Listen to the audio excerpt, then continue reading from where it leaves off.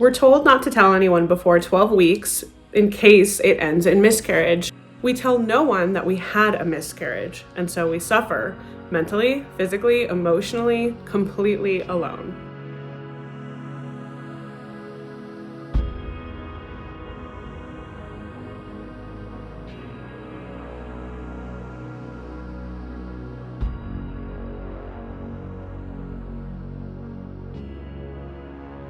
Before having a miscarriage, I didn't know that much about miscarriage because nobody talks about it. I was seeing a fertility specialist in order to get pregnant. At one point, I was told the pregnancy was not viable. We showed up for that ultrasound and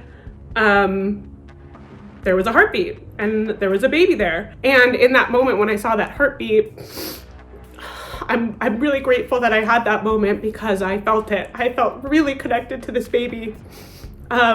And like that love and connection.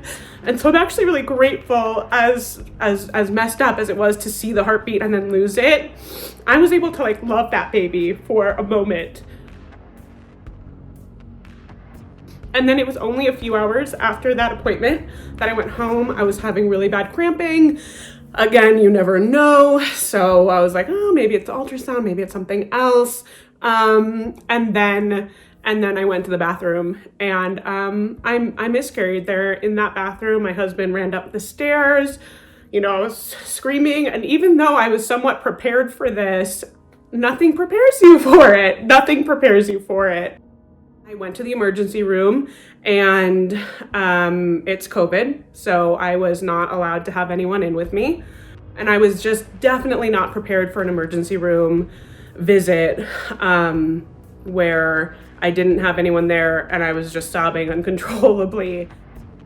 Following a miscarriage, taking care of your family, it's tough. We told my 5-year-old that there was a seed and it might turn into a baby, and sometimes the seed sticks and sometimes the seed doesn't stick.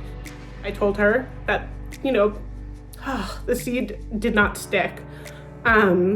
And kids are so interesting because they're so resilient and they get it. And then of course, there's always going to be those few that say something like, how can you even be sad? You already have 2 kids.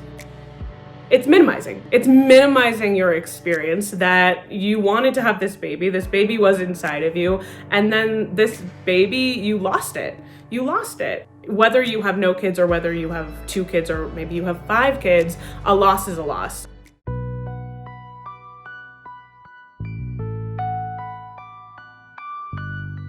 I knew that in that moment, I didn't want other women to feel alone. And it was also at the same time incredibly terrifying. I doubted it, right before hitting post too. And you never know, but everything that we do on our page, every single thing that we do, it always comes back to making one person feel less alone. And through sharing, it didn't feel like this massive movement. What it felt like was, this is what we should be receiving. We were receiving stories and love and support, and it felt very natural and normal for me personally, because through sharing, that was the only way that I was able to then get that community that I personally really needed.